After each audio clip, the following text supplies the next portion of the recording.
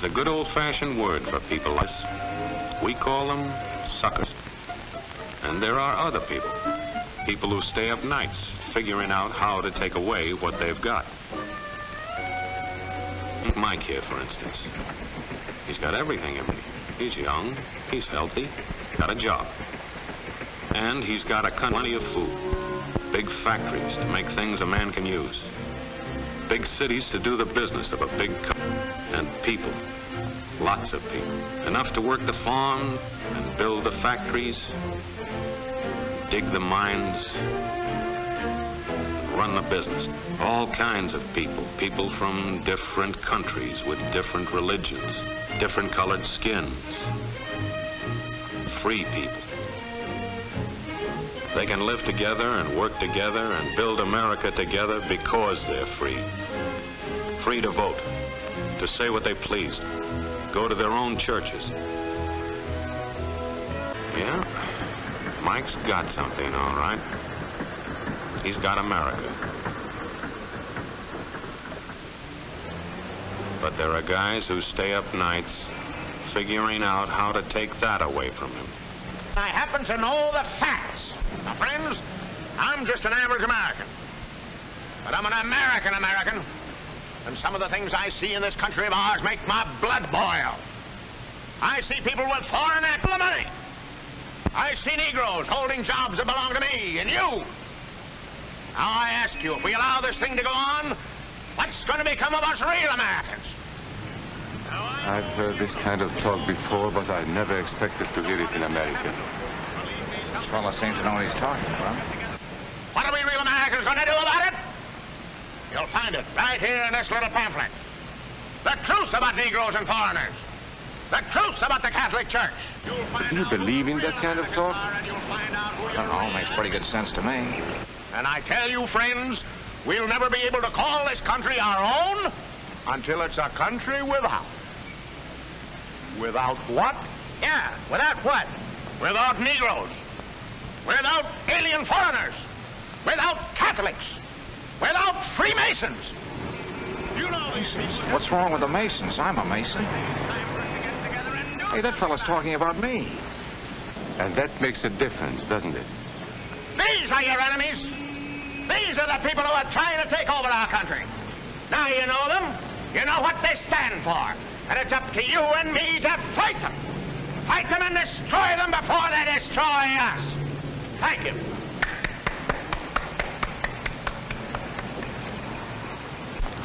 Before he said Masons, you were ready to agree with him. Well, yes, but he was talking about... What about those other people? But in this country, we have no other people. We are American people. What about you? You aren't American, are you? I was born in Hungary, but now I am an American citizen. And I have seen what this kind of talk can do. I saw it in Berlin. What were you doing there? I was a professor at the university. I heard the same words we have heard today. But I was a fool then. I thought Nazis were crazy people, stupid fanatics.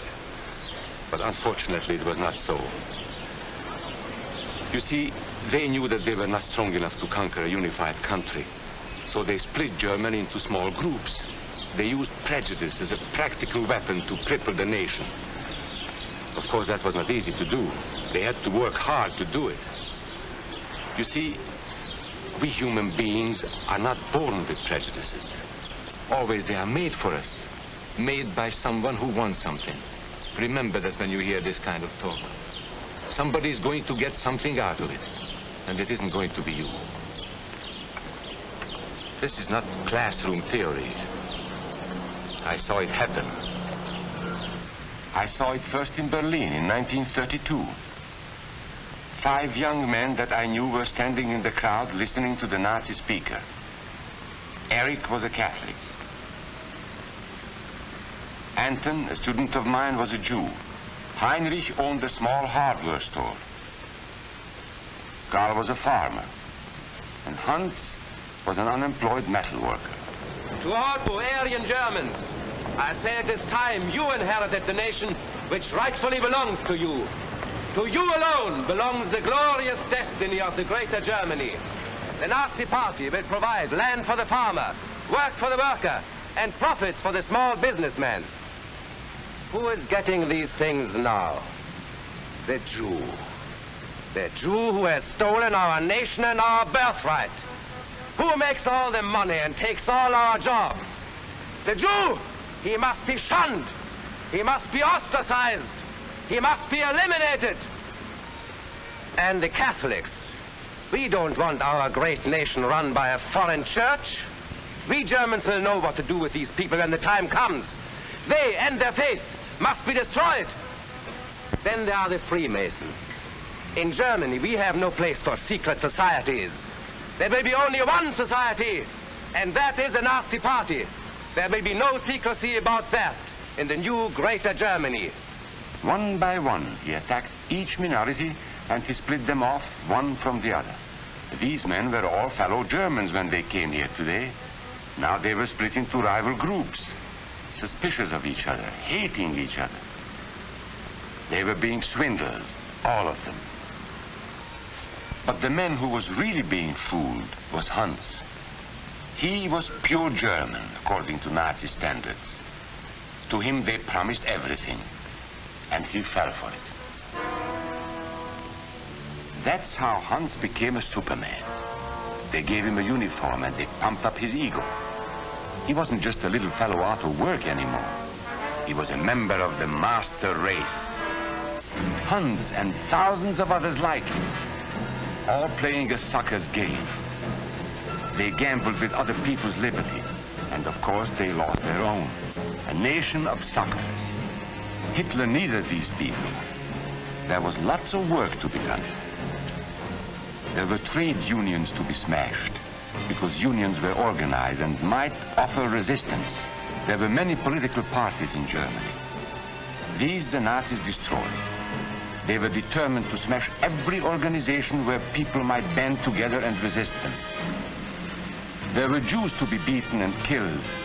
The Jews were not powerful, but they were a convenient excuse for all the nation's ills. And besides, a Nazi party member could not take over this man's store. Hundreds of Catholics were put in jail because the Catholic Church had strength and could resist the Nazi drive for power.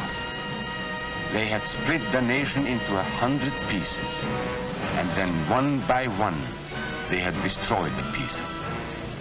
Over these broken pieces, the Nazis rode into power. One party, one nation, one religion.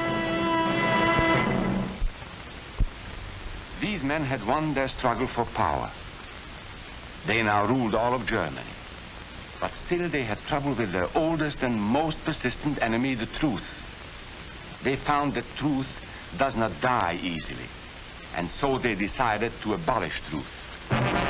One great source of truth is literature, so they burned books, 20 million of them. Many great men in Germany who were spokesmen for truth were jailed or driven from their country. Teachers, writers, scientists. Education was discouraged. In 5 years, college attendance dropped 53%. It was forbidden to listen to a British radio program or read an American newspaper. In Nazi Germany, you had to get your information from Dr. Goebbels. He knew what was best for you. The church was one force in Germany still strong enough to proclaim the truth in public. This Catholic priest was arrested the following day on charges of immorality. The Protestant church also continued to try and fight for truth. The Nazis put this man in a concentration camp. There were others who spoke for truth, and I am proud to say that educators were among them. And what, may I ask, is an Aryan? I don't know myself. But let us see what our present so-called authorities have to say about it. They say he is tall,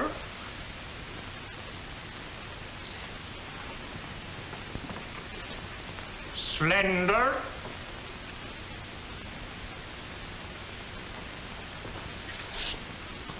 blue-eyed, and blonde. There is no Aryan race. And more important, there is no master race. There are people who may find these ideas convenient, but science cannot support them. There is no scientific proof that there's any correlation between a man's racial characteristics and his native ability or character. In all racial groups, we find the same range of potentialities. We find idiots and geniuses. We find criminals and philanthropists. We must judge each man as an individual and not by the color of his skin or his eyes or by the length of his nose.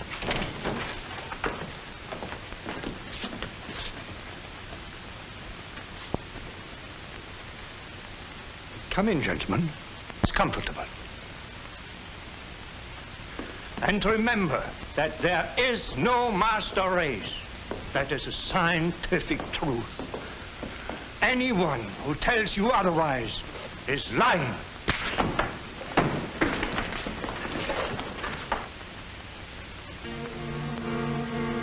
And so for all practical purposes, truth had been abolished in Germany.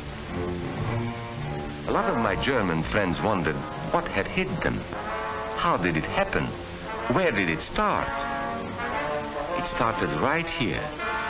And this was where it could have been stopped. If those people had stood together, if they had protected each other, they could have resisted the Nazi threat. Together they would have been strong.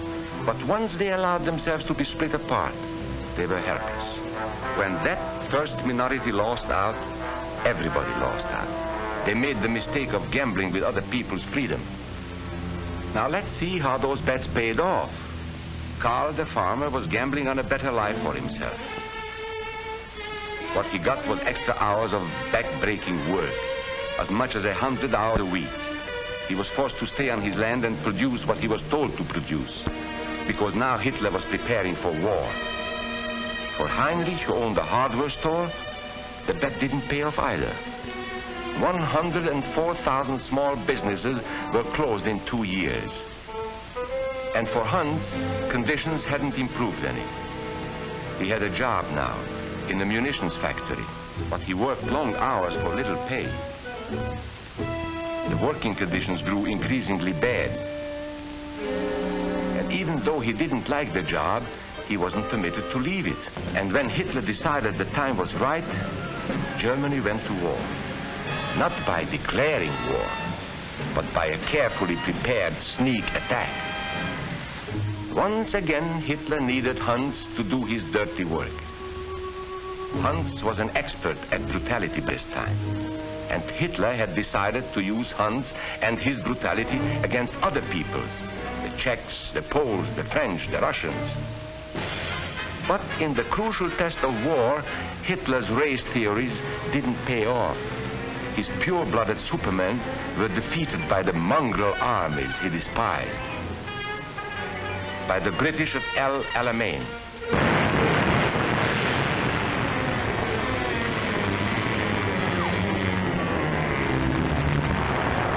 By the Russians at Stalingrad.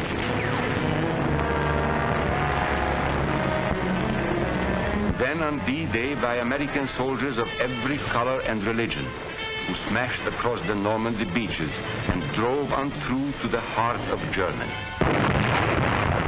For the misguided Germans who had swallowed the Nazi bait, the Nazi game did not pay off.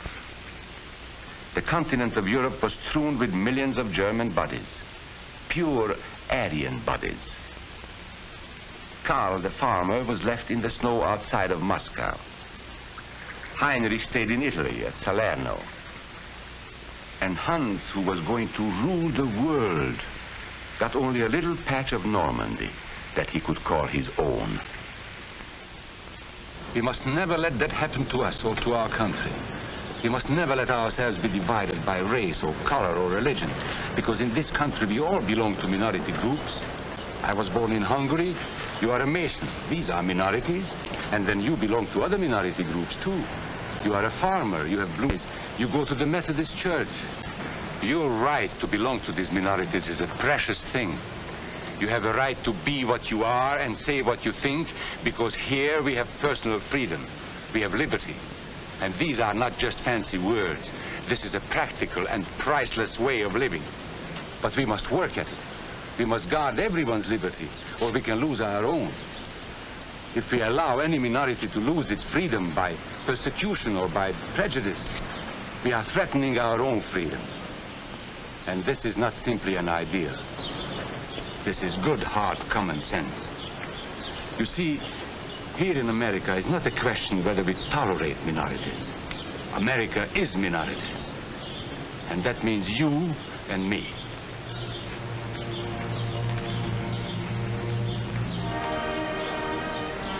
So let's not be suckers.